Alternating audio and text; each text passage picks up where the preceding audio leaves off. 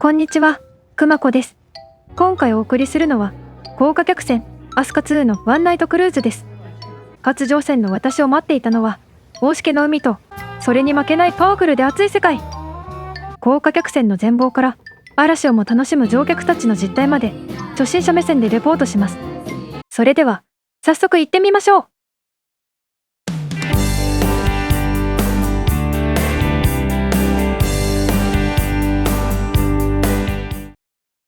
旅の始まりは名古屋港から。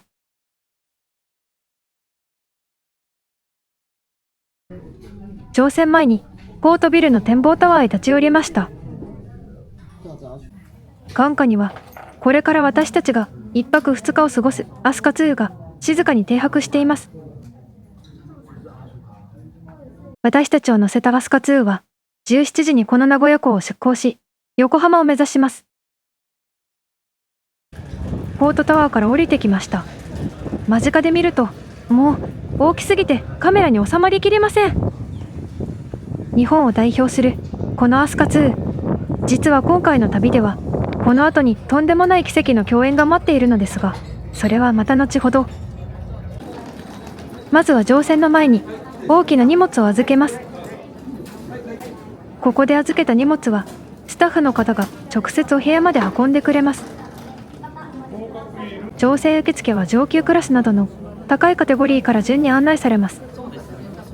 今回私たちが予約した客室は D バルコニーという旧デッキのお部屋。旧デッキは15時30分から受付スタートのようです。15時30分、受付で乗船証を受け取ったらいよいよ乗船です。あいにくの雨の中、乗船口へ向かいます。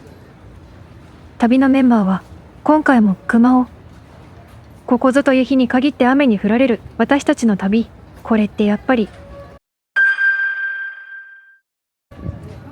雨男の熊を連れての乗船。濡れるのは覚悟の上でしたが、なんとスタッフの方が傘を差し出してくれるという神対応。さすがは日本を代表する豪華客船。雨の日ですら特別な体験に変えてくれます。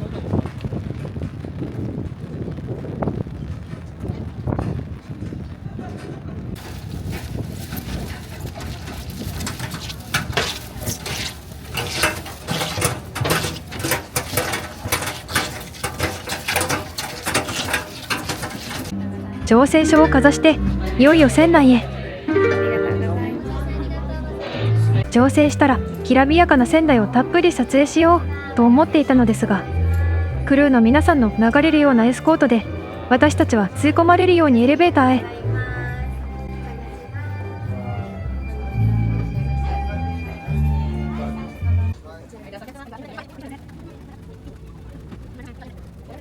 気がついたらもう自分たちのお部屋の前に到着していました。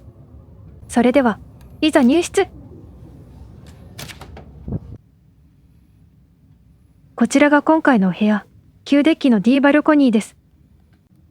赤を基調とした落ち着いた雰囲気がとっても素敵。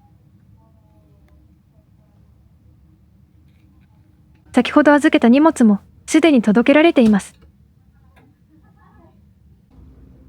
せっかくのバルコニーからはあいにくの大雨の絶景が楽しめそうですが、今はゆっくりしている暇はありません。16時45分からはセールアウェイパーティーがあるそうなので、今のうちに船内探索へ行ってきます。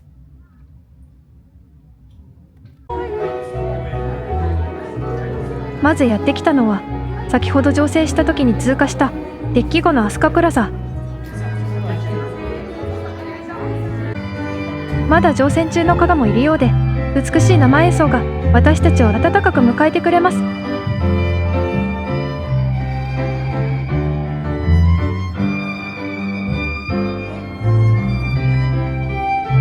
正面の大きなモニターの向かいにあるレセプションはホテルでいうフロントのような場所。丁寧なクルーの皆さんが24時間体制でサポートしてくれます。アスカプラザの象徴、開放感あふれる吹き抜けの階段を上がってデッキ6へやってきました。ここにはチョップやラウンジなどが集まっていて、船内探索もいよいよ本番といった感じです。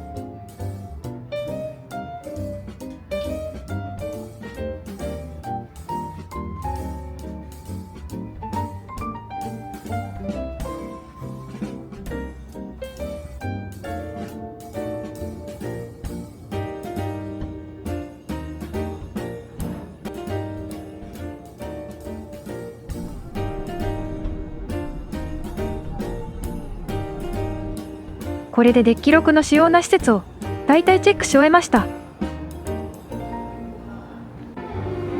さすがに歩き疲れたので、ザ・ビストロへ戻ってちょっと休憩することにします。私は冷たいパイナップルジュース、熊尾は生ビールを注文。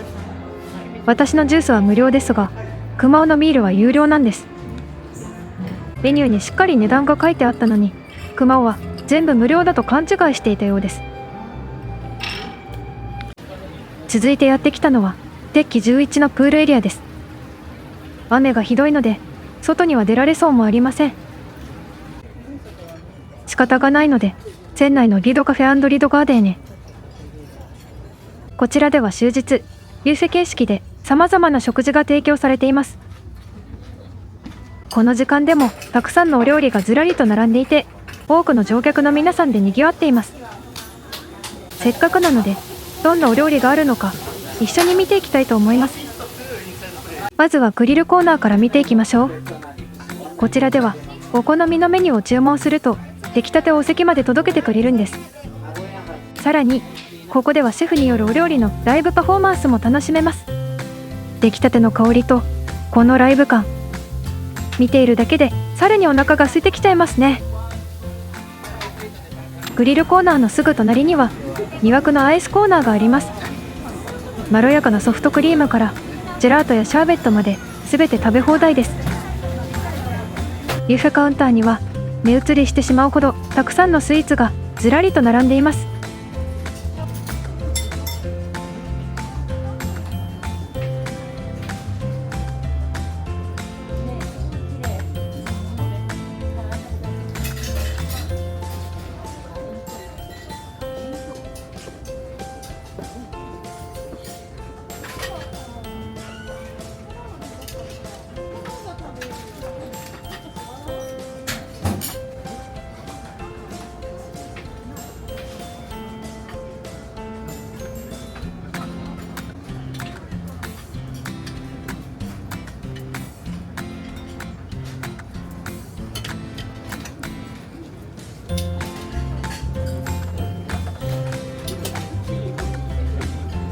続いてはドリンクバーのご紹介です。こちらではジュースやコーヒー、紅茶、日本茶なども自由に楽しめます。ドリンクバーにお好みのものがない場合はこちらのカウンターでも注文することができます。メニューに金額の記載があるもの以外は全て無料です。撮影を終えてテーブルに戻ってみると、そこには熊尾が注文したハンバーガーやピザがずらりと並んでいました。とはいえ一つ一つが小ぶりなサイズなので2人でシェアすればペロッといけちゃいます。私はさらにソフトクリームを追加。一方の熊尾はなんとエビカツバーガーとスパゲティを追加しに行ってしまいました。食事に夢中な熊を置いて私はこのまま船尾の方まで探検に行ってみたいと思います。と思いましたが、やっぱり雨がひどくなってきました。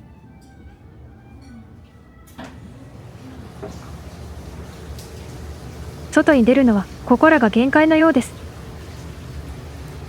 船尾で雨に打たれる人魚の像の背中もどこか寂しそうです。なんとセールアウェイパーティー中止になりました。残念ですが今日はゆっくり船内探索を楽しもうと思います。こちらはプレミアダイニングザベール。スイートの客室にご宿泊のお客様だけが利用できる特別なダイニングです。いつかはあちら側の席で優雅にディナーを楽しんでみたいものですね。続いて有料レストランの海彦へ。本格的なお寿司が楽しめる場所なのですが、メニューのお値段を見てびっくり。普段ディズニーホテルのレストランと戦っているせいか、なんだかすごくお得に感じてしまいます。このクオリティでこの価格なら一度は寄ってみたくなりますね。海彦の前の素敵な階段を上がると展望台浴場、グランドスパがあります。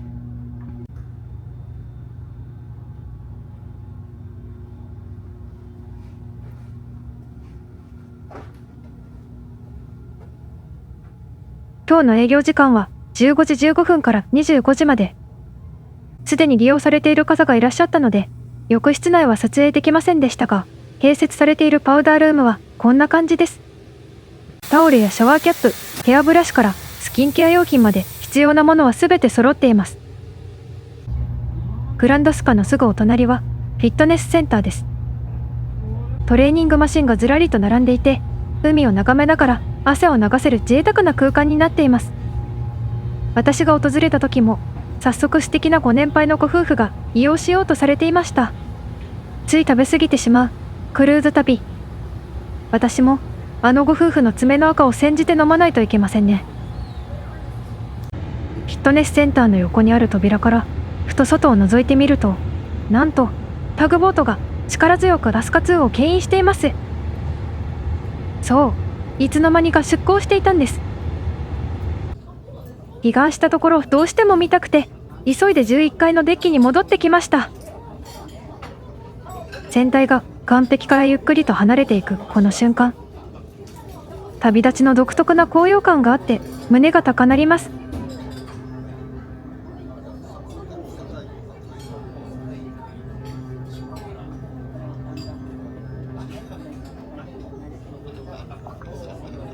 選手側へ向かう途中、雨の中で傘を差してプールへ向かう猛者を発見。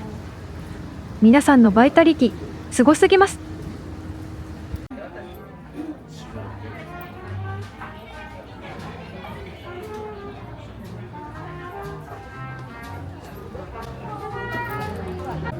こちらは選手側に位置するバームコート。広々とした空間には心地よいバンドの生演奏が響き渡っています。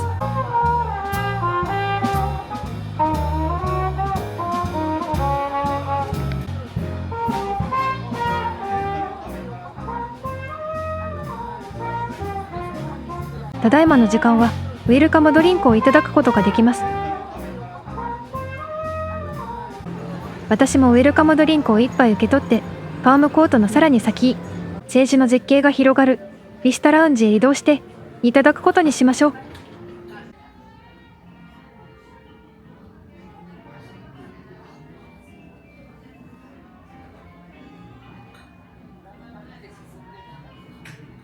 もっと混雑しているかと思ったのですが、意外と空いていてのんびり過ごせます。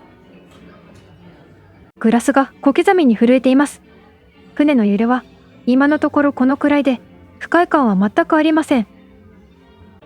正面に見えてきたのはメーコートリト。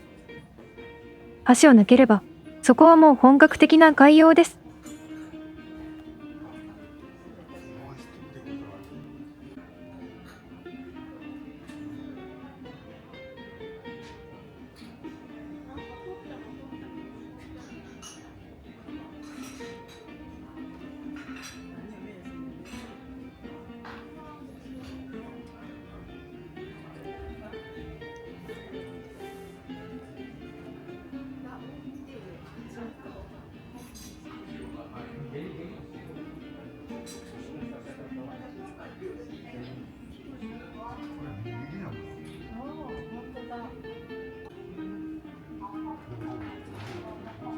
ここでようやく別行動をしていたクマオと合流です。さて、ここからは一旦客室へ戻ってルームツアーをしたいと思います。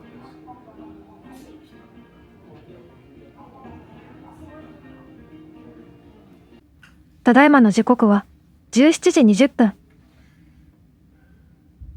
次の予定は18時15分からのマジックショー。会場はギャラクシーラウンジです。クマオは今のうちにグランドスパへ行ってくるそうなので、その間にさっとお部屋をチェックしちゃいましょう。まずは入り口の横、この大きな鏡のクローゼットをチェックしていきましょう。大きな鏡の奥には充実の収納。予備の寝具や吊り下げ収納まで揃っていて、持ち帰り可能なスリッパも用意されています。吊り下げ収納をセットするとこんな感じです。扉の裏には靴べらなどの備品もしっかり完備されています。クローゼットの横は冷蔵庫と金庫があります。冷蔵庫の中のソフトドリンクと氷はすべて無料。ありがたいサービスですね。金庫の下の引き出しにはドライヤーとランドリーセットが用意されています。続いてクローゼットの向かい側、水回りを見てみましょう。洗面台にトイレ、バスタブも完備されています。洗面台には基本的なアメニティが用意されています。注目はこのロゴ入りポーチ。中身も充実していて、そのまま旅の思い出として持ち帰ることができます。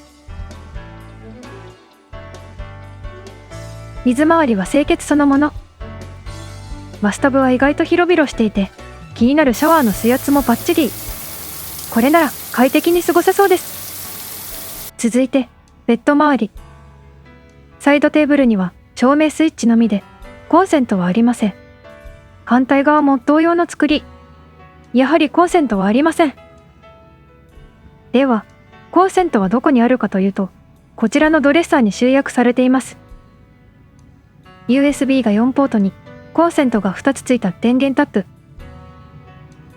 さらに、ドレッサーの下にも追加のコンセントがあります。ドレッサー上には、ケトルやお茶セットに各種ステーショナリー。そして、毎日のイベント情報が詰まった仙台新聞アスカデイリーもここに置かれています。ちなみに、夕食の時間は乗船券に記載されています。それに合わせて、空き時間のイベントに参加するのがおすすめです。Wi-Fi 案内もこちら。1回最大3時間の使い切りで、24時に回数がリセットされます。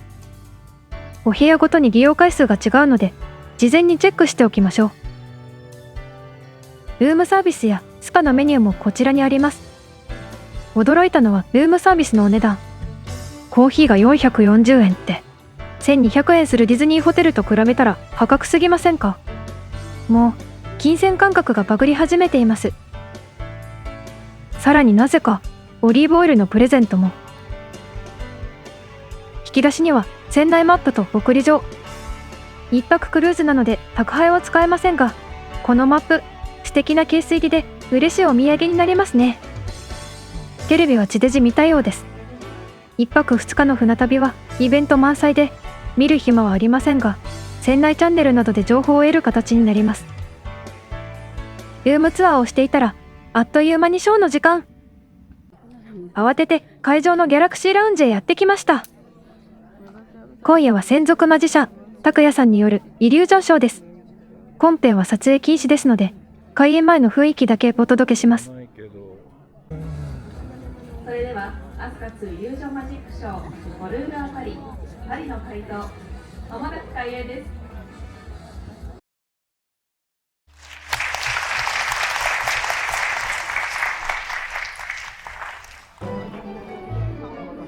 時刻は19時30分。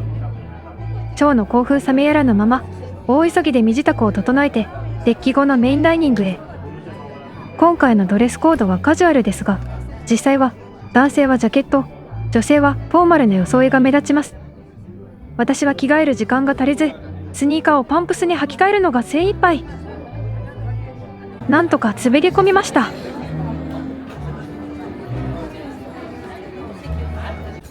アスカ2のメインダイニング、4シーズンダイニングルーム。華やかで気品ある内装は、まさに豪華客船の代名詞。4シーズンという名の通り、四季折々の味覚をこの優雅な空間で楽しめます。私たちのお席はこちらの2名掛け。今夜のメニューはメインとデザート3種類から選べるプリフィックススタイルです。私はお酒はいただかないので、今夜はパイナップルジュースで乾杯です。こちらはもちろん無料です。一皿目のアミューズはマグロのタルタルジソ風味。上品な一口サイズで助かりました。さっきのハンバーガーがまだ胃の中にいますが、美味しいものは別腹ですね。ふと見るとお皿に小さなアスカのシルエットが。こういうささやかな演出に早くも心がつかまれます。二品目は春カブのポタージュカプチーノ風。横に添えてあるのはよもぎのブリオッシュです。よくかき混ぜてお召し上がりくださいとのことでしたので、よくかき混ぜていたら泡が溢れてしまいました。混ぜすぎたせいで泡は減ってしまいましたが、優しいカブのポタージュの味にほっとします。よもぎの爽やかな香りが重なり合って至福の味わいです。続いてパンの登場です。アスカ2のパンはどれも絶品。バターとの相性も抜群です。2品目はカンパチのカルパッチョ、カラフルトマトのサルサ。色とりどりのトマトを使ったシャキシャキのソースが脂の乗ったカンパチに最高のアクセントを添えてくれます。4品目はマハタとハマグリと春キャベツのプレゼです。素材の旨味が凝縮された優しい味わい。ここにアシタバのジェノベーゼソースをかけると爽やかな苦味が加わって見事な味の変化を楽しめます。濃厚な貝の出汁に爽やかな香りが加わってこれまた絶品です。ここでクレープシュゼットのパフォーマンスが始まりました。目の前でオレンジの皮を剥きリキュールを注いで一気にフランベします。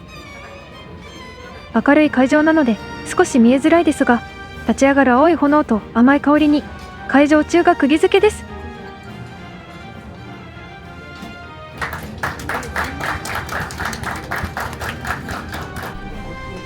そしていよいよ今夜の主役の登場。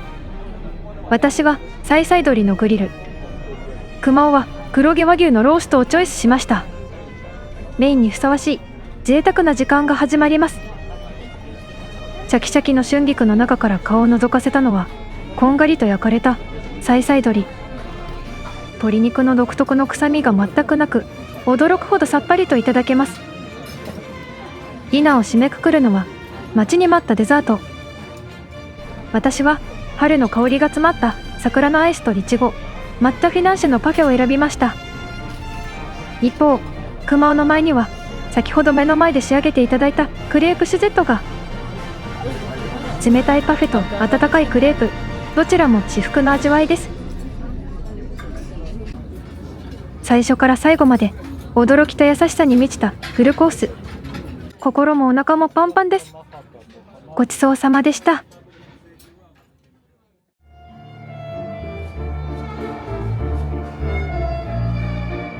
直後のひとときはアスカプラザの生演奏とともに吹き抜けに響く音色を聞きながら皆さんソファーでまったりと過ごされています。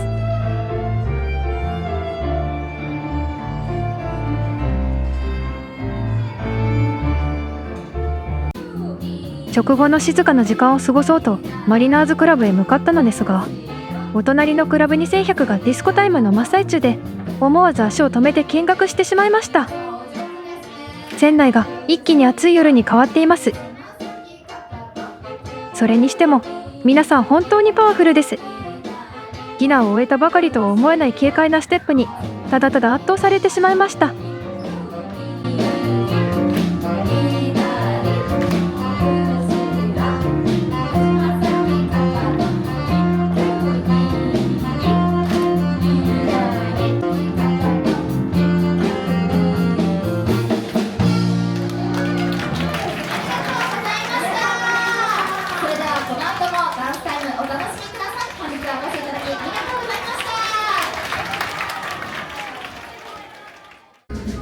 賑やかなディスコタイムを後にして今夜の目的地マリナーズクラブへ一歩足を踏み入れると心地よいシェーカーの音が迎えてくれました。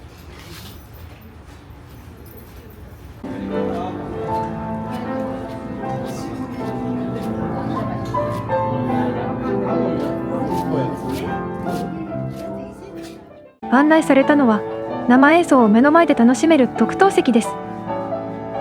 そこで流れてきたのはなんとアラジンのメロディ。ここでもディズニーの魔法に出会えるとは嬉しいサプライズです。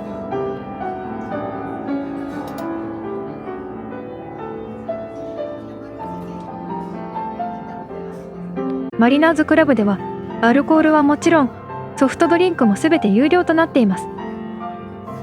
ちなみに船内のお支払いはすべてカードキーでの部屋付けとなります。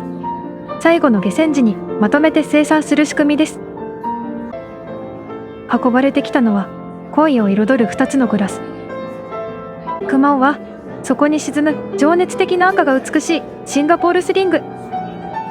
私はオリジナルのノンアルコールカクテルメイデンボヤージュを選びました。美味しいお酒と音楽で心もお腹も満たされました。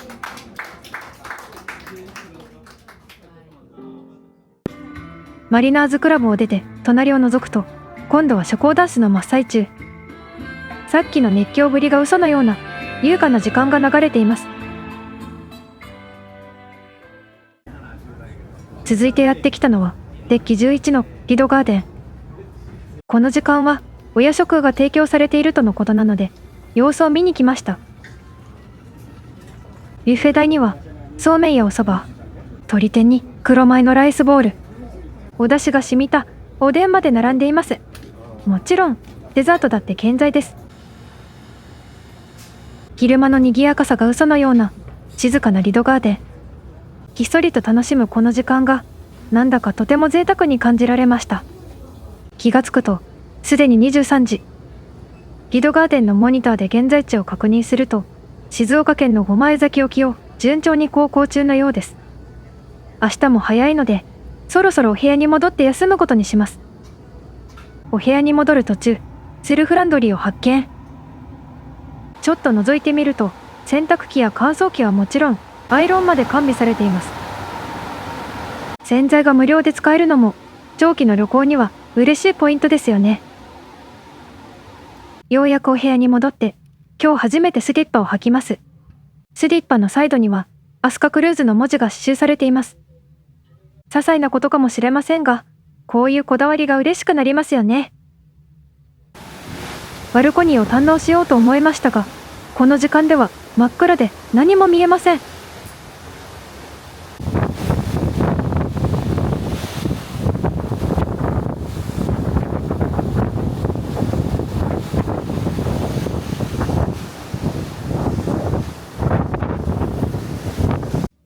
明日は晴れるようなので、早起きして堪能したいと思います。それでは、おやすみなさい。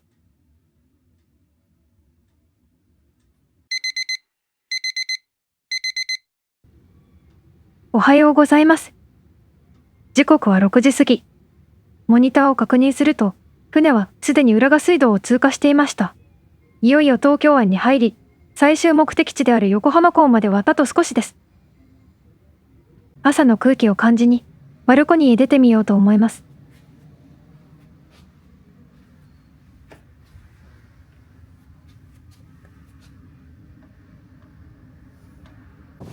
実は、雨風が窓を叩きつける音と、船が結構揺れたので、あまりよく眠れませんでした。バルコニーに出て、外の空気を吸うと、ようやく頭がすっきりしました。曇り空の朝、日差しがかすかに差し始めた空の向こうに、一隻の大きな客船が見えます。このアースカ2の後を追うように、ゆっくりと航行しているようです。謎の巨大船、正体が気になりますが、背に腹は変えられません。朝食の時間なので、ダイニングルームへと向かいたいと思います。やってきたのは、フォーシーズンダイニングルーム。昨夜、華やかなディナーをいただいた場所です。フォーシーズンの朝食は、贅沢な和定食。私は胃に優しいお粥を、クマオは白ご飯をチョイスしました。窓の外に流れる景色も、最高のごちそうです。さらに、サラダやフルーツなどはビュッフェ形式で楽しめます。どんなお料理が並んでいるのか、早速覗いてみましょう。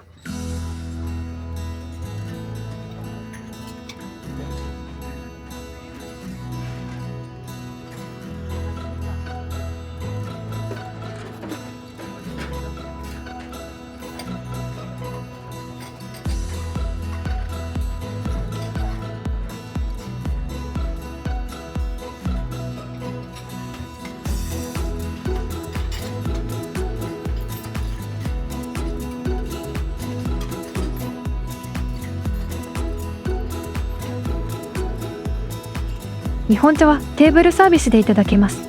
その他に自由におかわりできるドリンクバーもあります。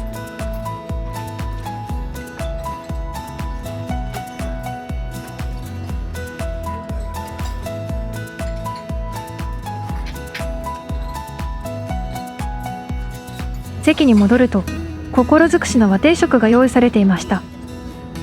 こんがり焼けた文化そばにだし巻き卵、そして味の染みた肉じゃがまで、少しずついろいろな種類を味わえるのはやっぱり嬉しいですよね。ふと窓の外に目をやると、あの白い船体をはっきりと捉えました。なんとあちらはアスカ3。まさかこの航海で最新鋭の姉妹船に出会えるなんて思いもよらない最高のサプライズです。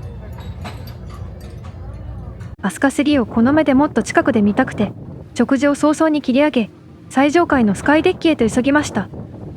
凄まじい強風です。でも空気は澄み渡り、青い海の上にアスカ3の美しい姿がくっきりと浮かび上がっています。もう語彙力が消えるほどの感動です。船首の方へ目を向けると、横浜の街並みの向こうに真っ白な富士山が姿を見せてくれています。昨日の大雨が嘘のように世界が光に満ちています。寝不足も寒さも全てが吹き飛んでしまうほどの最高のフィナーレです。正面にベイブリッジが見えてきました。青空の下、アスカ2はゆっくりと横浜港へ向かいます。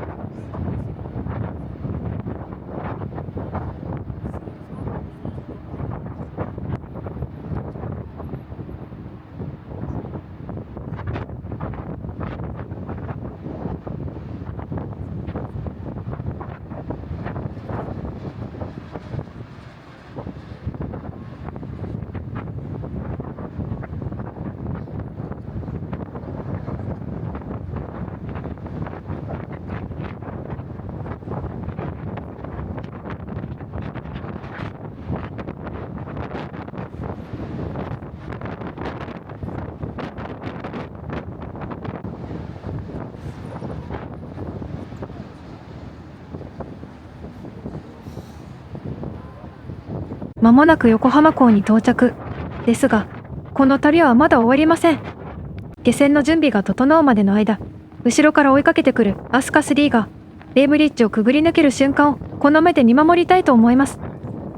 その後は最後のお楽しみ、もう一つの朝食会場、リドガーデンの様子も覗きに行ってみましょう。ということでリドガーデンにやってきました。ここではバラエティ豊かなインターナショナルビュッフェが楽しめます。先ほどの4シーズン同様の和食から焼きたてのパンまで、気になるお料理をチェックしていきましょう。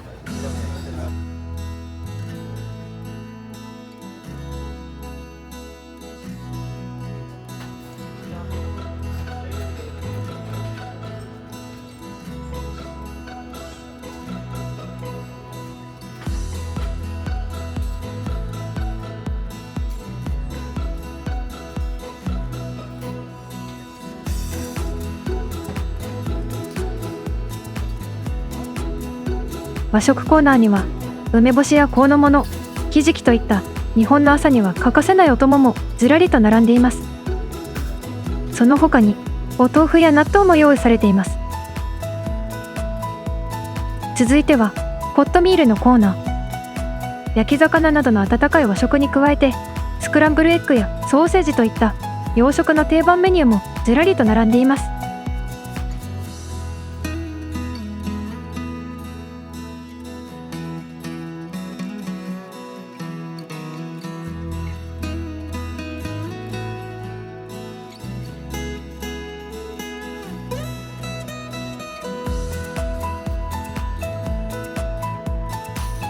白米やおかゆ、そして人気のカレーはこちらのカウンターでスタッフの方がよそってくださいます。こちらには目移りするほどたくさんの種類のパンが並んでいます。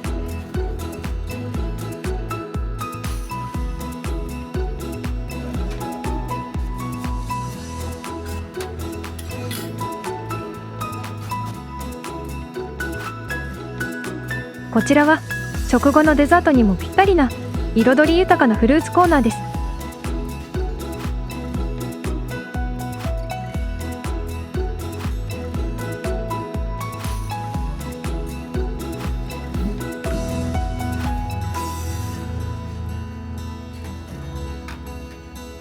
目玉焼きとオムレツは注文してから調理するスタイル。出来たて熱々をお席でゆっくり楽しめるのが魅力です。グリルコーナーではフレンチトーストやクレープ、パンケーキもオーダー可能。誘惑に負けて私も思わずフレンチトーストを注文してしまいました。甘いものは別腹。ベリーのコンポートとメープルシロップをたっぷりかけていただきます。結局我慢できずに追加でいろいろと取ってきてしまいました。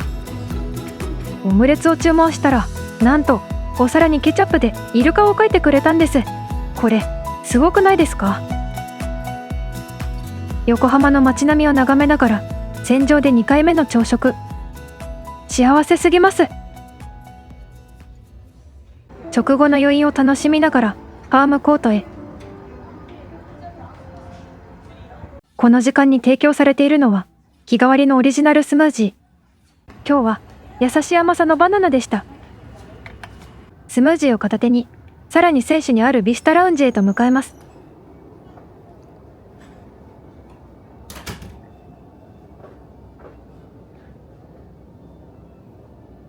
スムージーを楽しみながらこの度最後のひとときを堪能します。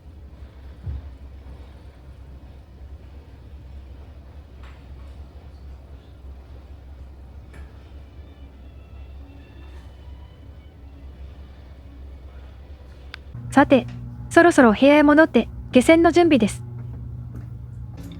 皆様の下船につきましては、この後チーフパーサー茂木よりご案内いたします。現在の外気温が18度、この後の本日の横浜の天候は晴れ、日中の最高気温。そういえば、お部屋のバルコニーを堪能するのを忘れていました。これでは、ホテルミラコスタのテラスルームに宿泊したのに、テラスを楽しまなかったようなものです。ギリギリまで、この特等席を楽しみます。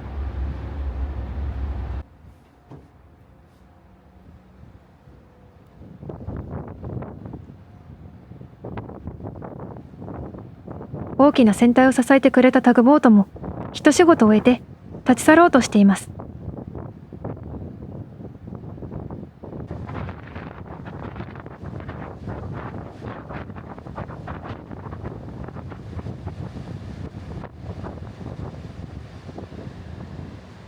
私たちも名残惜しさを胸に下船口のあるデッキ後へ向かいます。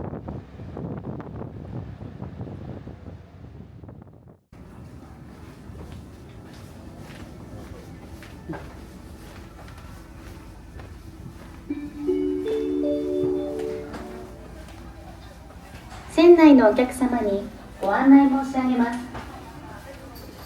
8デッキのお客様、ただいま下船の準備が整いました。8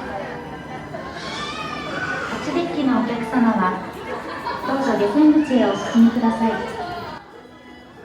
下船口に響く子供の泣き声。きっとこの子もこの船から降りたくないのでしょう。その気持ち、今の私には痛いほどよくわかります。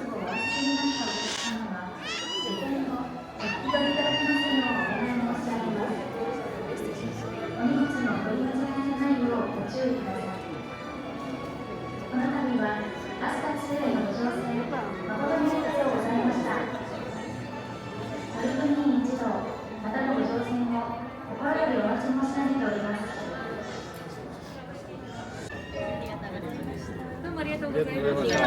気をつけてお帰りくださいませ。ありがとうございました。ありがとうございました。いいお天気です。ありがとうございました。私たちが日常に戻る一方で、アスカ2は今日また次のクルーズへと出発するようです。次はどんな物語を乗せて海を渡るのでしょうか。ちなみにアスカ2では朝7時までに大きな荷物を廊下へ出しておけばスタッフの方が回収してくださいます。下船後にターミナルで受け取れるので最後の最後まで身軽に楽しめます。ターミナルからは桜木町駅までの無料シャトルバスが運行しています。これに揺られながら窓の外に見えるアスカ2にお別れ。遠ざかる船体を眺めながら現実の世界へと帰ります。